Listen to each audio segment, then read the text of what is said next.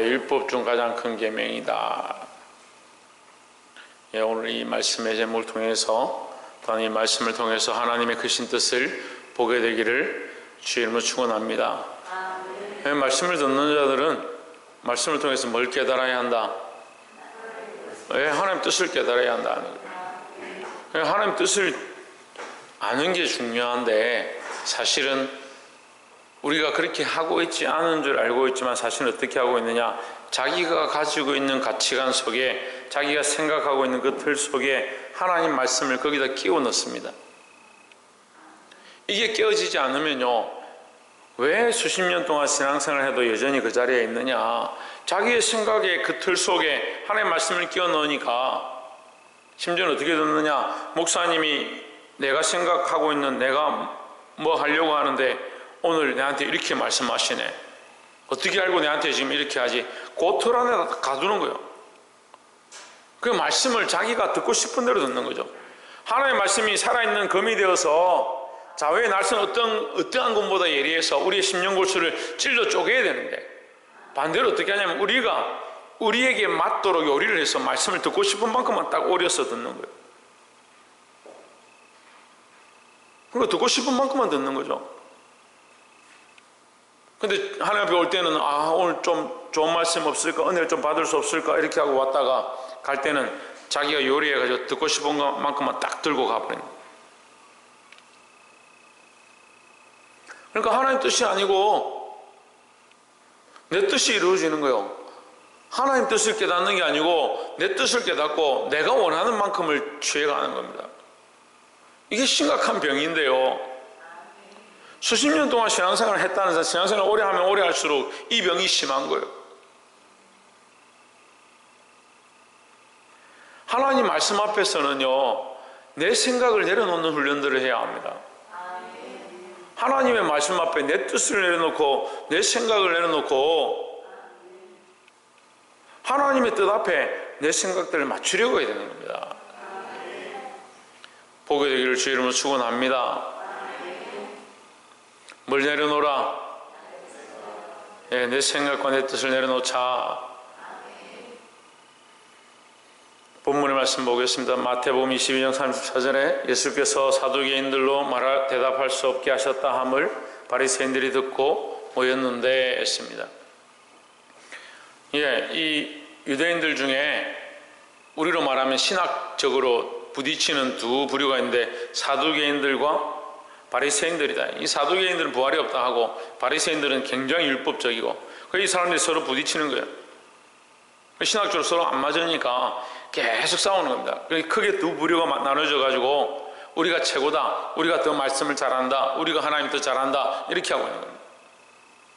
그런데 예수님이 사두개인들에게 이 부활에 대해서 다 부활한다, 너희가 부활도 모르고 천사도 모르고 하나님 나라도 몰라서 잘못 말한 것이다, 잘못 생각하고 있는 것이다, 이렇게 가르쳐 주니까 바리새인들이 신이 나가지고 쫓아왔습니다. 이야, 예수님이 우리에게 도움이 될 때도 있네, 이런 생각을 하면서 예수님께 쫓아온 거예요. 35절에 그 중에 한 율법사가 예수를 시험하여 묻되, 왜 예수님을 시험하느냐? 자기가 원하는 대로 대답을 하느냐 안 하느냐.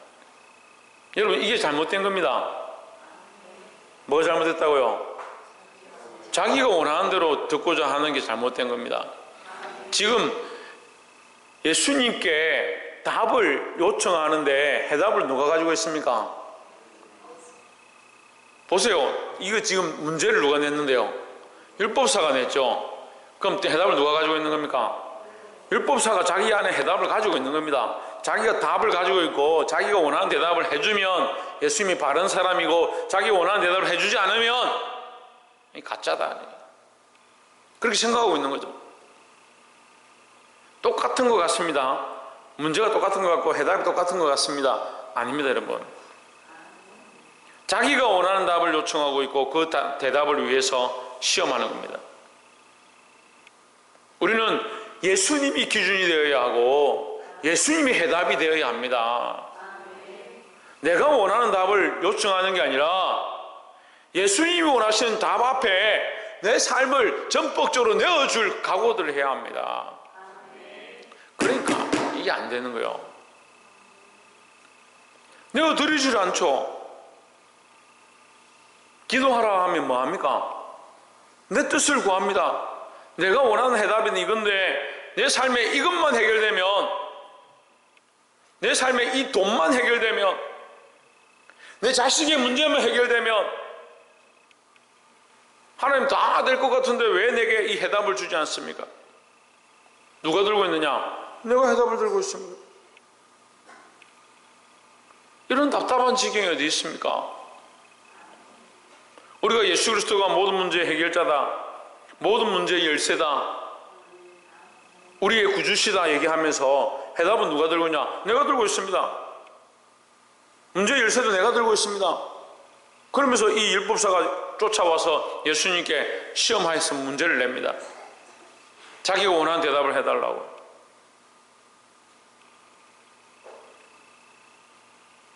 여러분, 문제의 해답은요, 예수님께 있는 겁니다. 36절에 선생님이여 율법 중에 어느 계명이 크니까 했습니다. 자, 어느 계명이 크냐는 질문 속에는 자기들의 성향이 나와 있는 게, 바리새인들은 아주 율법사입니다. 아주 율법을 지키고 계명을 지켰는데 도 같았습니다.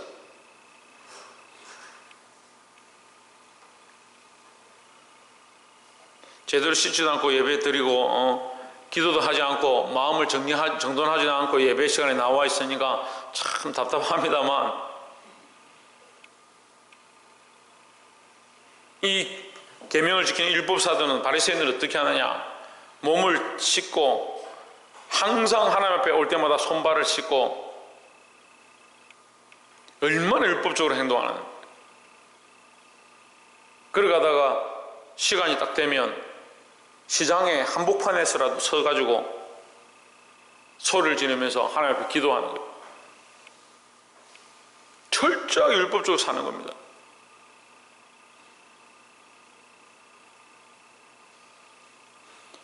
계명, 어느 계명이 크니까 계명 중에 가장 큰 것이 뭡니까? 여러분 한번 물어봅시다. 계명을 누가 만드셨습니까? 하나님 만드셨습니다. 그럼 계명 중에 큰 것이 중요합니까? 하나님 중요합니까? 어이구 잘하시네.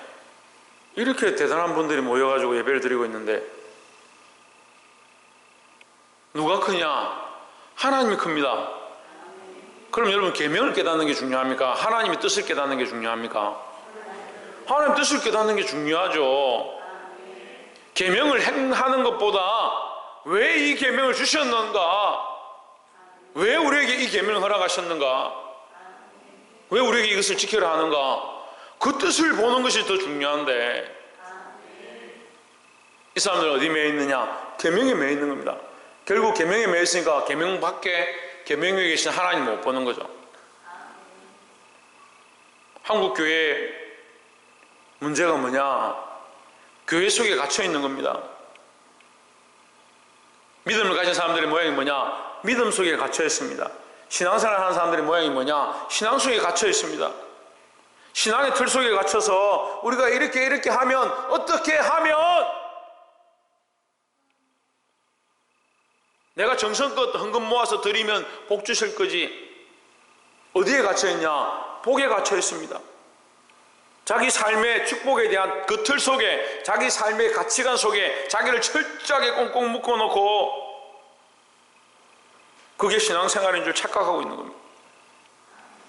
그 위에 계신 하나님을 봐야 하고 그 위에 살아계신 예수 그리스도를 보아야 하는데 자기가 거기 갇혀 있는 줄 모르는 겁니다. 이 율법사들이 자기들이 가장 옳다라고 하는 걸 잘 알고 있다는 사실에 대해서 예수님께 질문합니다. 해답을 누가 가지고 있냐? 자기들이 가지고 있습니다. 얼마나 교만합니까? 우리가 이 성경을 보면서 너무 교만하다는 생각을 하죠. 근데 사실은 누가 교만하냐? 우리가 교만한 겁니다. 우리가. 계명보다 큰 자, 하나님의 마음을 아는 것, 하나님 뜻을 아는 것, 이것이 우리에게 첫 번째 중요한 것이다 라는 겁니다. 이 하나님 뜻을 알지 못하고 하나님 마음을 알지 못하면 우리가 이 계명을 아무리 잘 지킨다고 한들 무슨 소용이 있냐는 겁니다.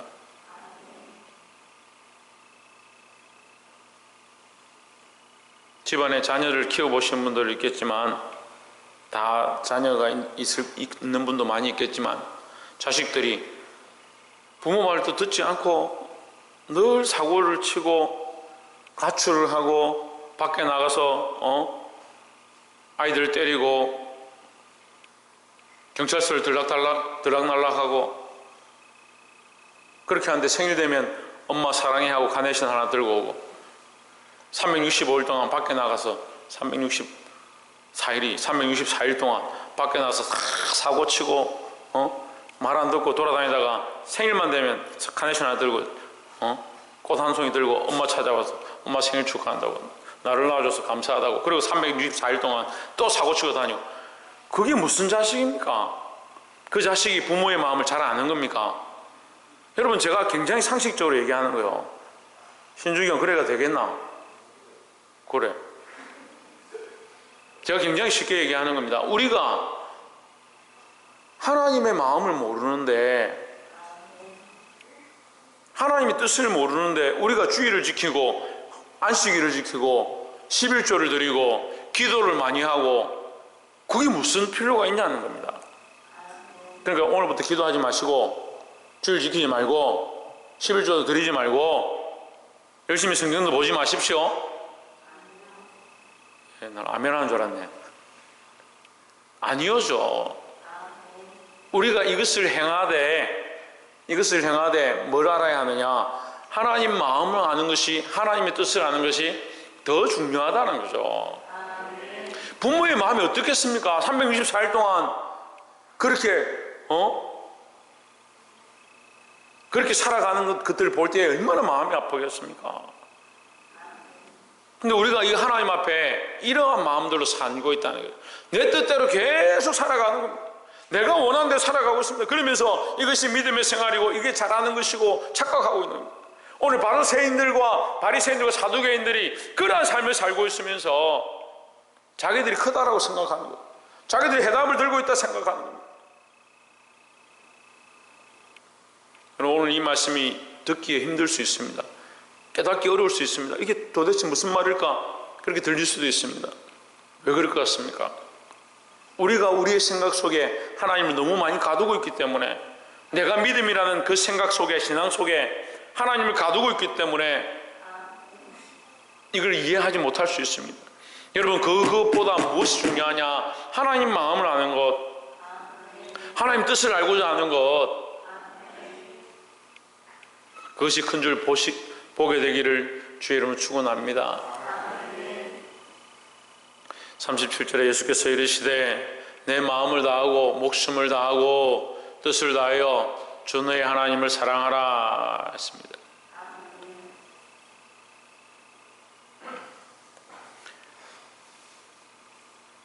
우리가 첫 번째 맨 처음 나눈 게 뭐냐? 계명보다 큰 것이 뭐다? 왜 하나님 마음을 아는 것이다. 두 번째 우리가 나누고자 하는 말씀은 마음을 다하고 목숨을 다해 하나님을 사랑하는 것이다. 율법 중에 가장 큰 계명이 마음을 다하고 목숨을 다하고 하나님을 사랑하는 것이다.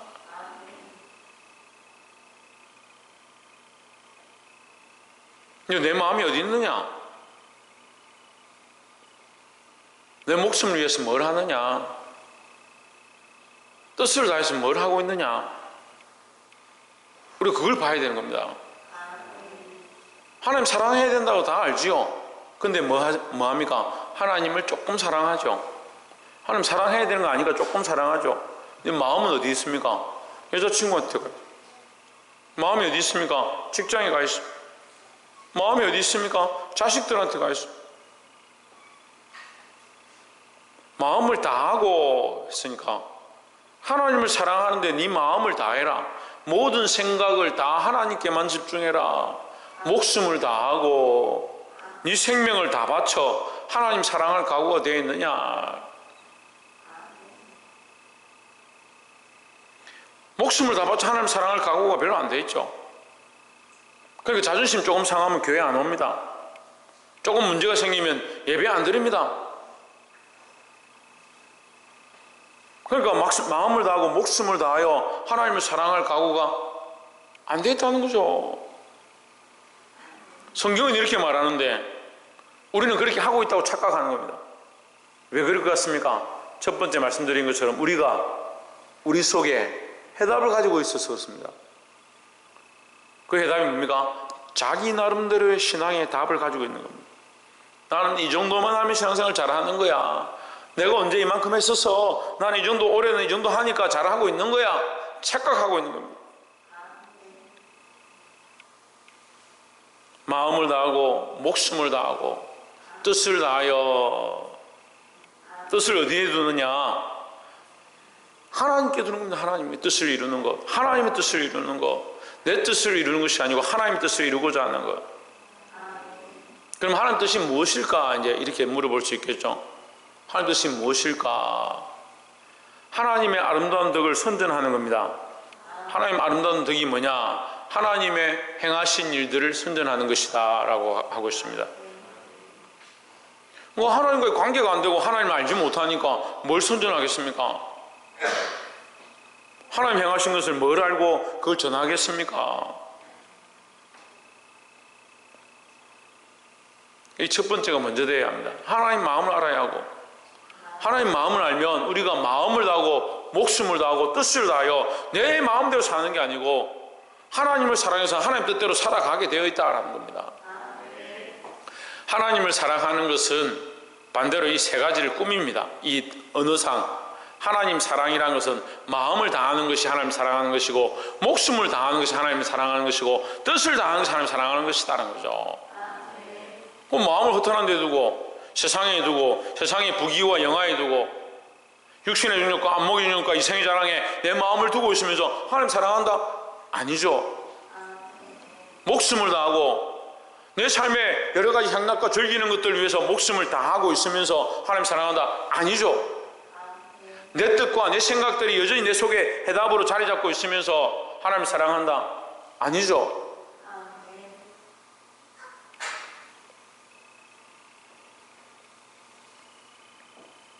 역대하 15장 12절, 열왕기하 23장 25절, 신명기 6장 5절에 이 말씀을 똑같이 얘기하고 있습니다. 그러면 신주경, 그러면 이스라엘 백성들이 이 말씀을 듣지 못했느냐? 아닙니다. 구약에서도 계속해서 하나님 이 말씀을 하고 있습니다. 근데 그들은 계명을 지키는 것처럼 하고 있지만 뭘 하고 있지 않느냐? 하나님의 사랑을 모르는 겁니다.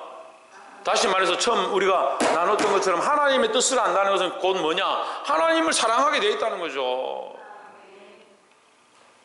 하나님의 마음을 알고 하나님 뜻을 알고 하나님 주신 계명을 잘 안다고 하지만 어디에 있느냐? 하나님을 사랑하는 데 있지 아니하고 자기 생각 속에 있다는 거예요.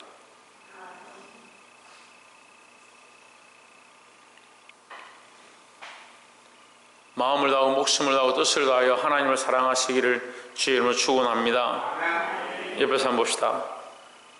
마음을 다하고 목숨을 다하고 뜻을 다하여 하나님을 사랑합시다. 할렐루야. 마지막 세 번째로 38절에 이것이 크고 첫째 되는 계명이요 39절에 둘째도 그와 같으니 내 이웃을 내 자신과 같이 사랑하라 하셨으니 했습니다. 두 번째는 뭐냐? 두 번째 큰 계명은 내 이웃을 내 몸과 같이 사랑하는 것이다. 이웃을 사랑하는데 어떻게 사랑하느냐? 내 몸처럼 사랑하는 겁니다. 이게 정말 힘들죠. 말도 안 됩니다. 어떻게 내 몸을 사랑하듯이 내 이웃을 사랑하느냐? 그러면 나는 뭐 먹지도 말고 입지도 말고 내 몸은 하나도 챙기지 말고 내 이웃을 챙겨야 하느냐? 이렇게 질문하겠죠. 내 몸과 내 자신에 대한 이 단어는 뭘 얘기하냐면 나는 하나님의 사랑을 안다. 자, 이걸 전제하는 겁니다. 그러면 이미 37절에서 뭐라 했습니까?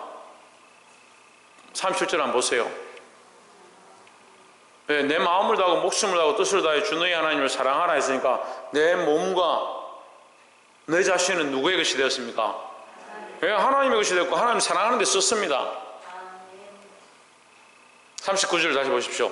그러면 하나님을 사랑하는 데 쓴 우리는 우리 자신을 어떻게 해야 되느냐? 우리가 하나님을 위해서 살아가고 하나님을 위해서 내 몸과 목숨과 뜻을 다 드리기로 했다면 그 몸과 목숨을 하나님의 뜻을 위하여 사용하는 겁니다. 하나님의 뜻을 위해 사용하는 게 뭐냐? 이웃을 사랑하는 데 쓰는 거죠. 하나님을 사랑하는 마음으로 우리가 이미 구원을 얻었고 하나님의 뜻을 쫓아감으로 하나님 나라의 영원한 소망을 가지고 있다면 지금 뭘 해야 되느냐? 이웃들에게 이 사랑을 나눠주는 일들을 해야 합니다. 박창준 뭐하라고? 뭐하라고? 조혜준 뭐하라고? 그렇지, 사랑을 나눠줘야 된다. 이 사랑이 뭐라고요? 예, 하나님의 사랑이라고요. 내 자신과 같이 사랑하라. 내 자신은 이미 하나님의 것이 되었으니까, 하나님의 사랑을 알았으니까, 하나님을 사랑하니까 그 하나님의 사랑을 이웃들에게 나눠주는 거예요. 하나님의 사랑이 똑바로 채워지지 않는 사람들이 자꾸 이웃을 사랑하면 뭐가 되냐면 그건 그냥 봉사합니다. 세상의 원리를 따라 구제하는 겁니다. 물론 이것도 아름답죠. 이것을 제가 안 좋다고 얘기하는 게 아닙니다.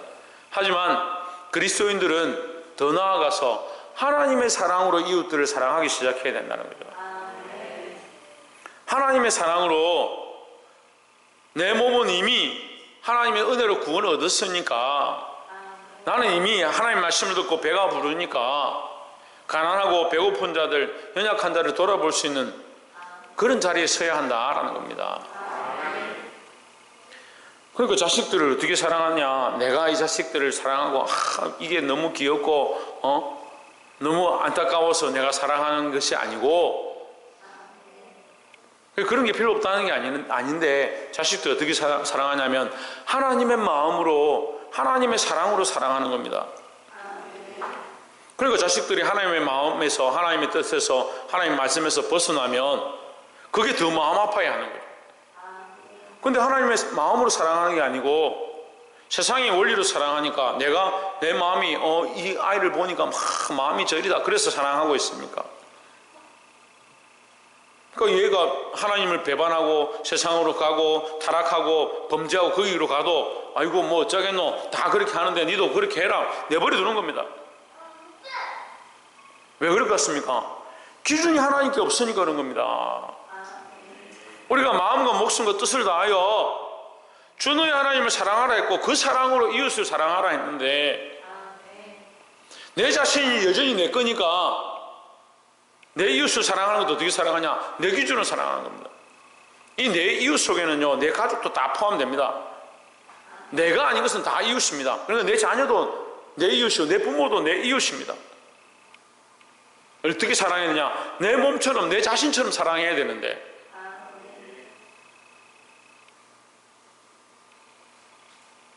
그 자신처럼 사랑한다는 이 자신이 뭐냐? 다시 설명드립니다. 내 자신이 뭐냐?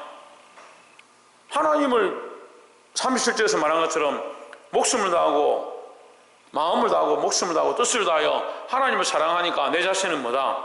하나님의 것이다 하는 거죠. 그러니까 내 이웃을 사랑하는 것도 하나님의 뜻대로 하나님의 뜻대로 사랑할 수 있는 자가 되어야 한다는 거죠.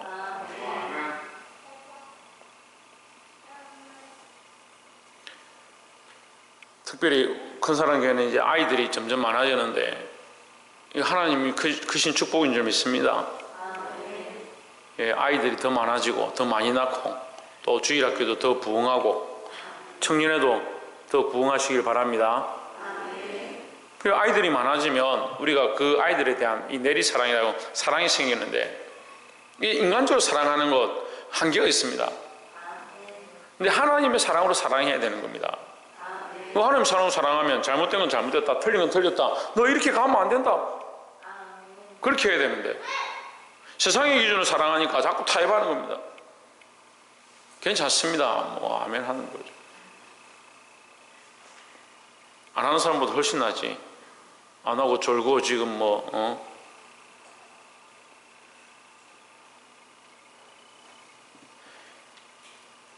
40절에 이 두 계명이 온 율법과 선지자의 강령이니라 했습니다. 하나님을 사랑하는 것, 이웃을 사랑하는 것이 모든 율법에 제일 된다 했습니다. 근데 우선이 뭐냐? 왜 하나님 사랑이죠? 하나님 사랑을 모르는 사람들이 이웃의 사랑을 많이 하면 그건 뭡니까? 그냥 이웃 사랑하는 거죠. 하나님의 사랑을 알고 사랑해야 될 줄을 사랑하고 사랑해야 될 방법을 따라서 똑바로 사랑하는 겁니다. 남편과 아내가 있는데 다른 사람을 사랑한다고 다른 여자한테 다른 남자한테 가가지고 내 당신 사랑한다고 그렇게 하면 뭐가 돼요? 불륜이 되는 거죠. 이게 하나님의 법 안에서 사랑을 하는 거죠. 사랑을 하되 하나님의 법, 하나님의 말씀 안에서 사랑하기 시작하는 것, 그것을 우리가 시작해야 되고, 우리가 처음에 나눴던 것처럼 무엇을 아는 것이 가장 중요하다? 하나님의 뜻을 아는 것, 하나님의 마음을 아는 것이 가장 중요하다 하는 거죠. 하나님의 마음을 알지 못하면 내가 하고 싶은 대로 사랑하는 겁니다. 이 하나님의 마음을 아는 것이 가장 중요하고, 우리의 마음을 다하고 목숨을 다하고 뜻을 다하여 하나님을 사랑하는 것, 그것을 실천해야 하고, 더 나아가서 하나님을 사랑하는 자들은 하나님께 자기 삶을 드렸으니까, 마음도 드리고 목숨도 드리고 뜻도 드렸으니까 자기를 위해 사는 것이 아니라 다른 영혼들을 사랑하고 다른 생명들, 이웃들을 사랑하고 그들에게 하나님의 사랑을 흘려보내는 그런 역할을 감당할 수 있는 저와 여러분 되시기를 주의 이름으로 축원합니다. 기도하겠습니다.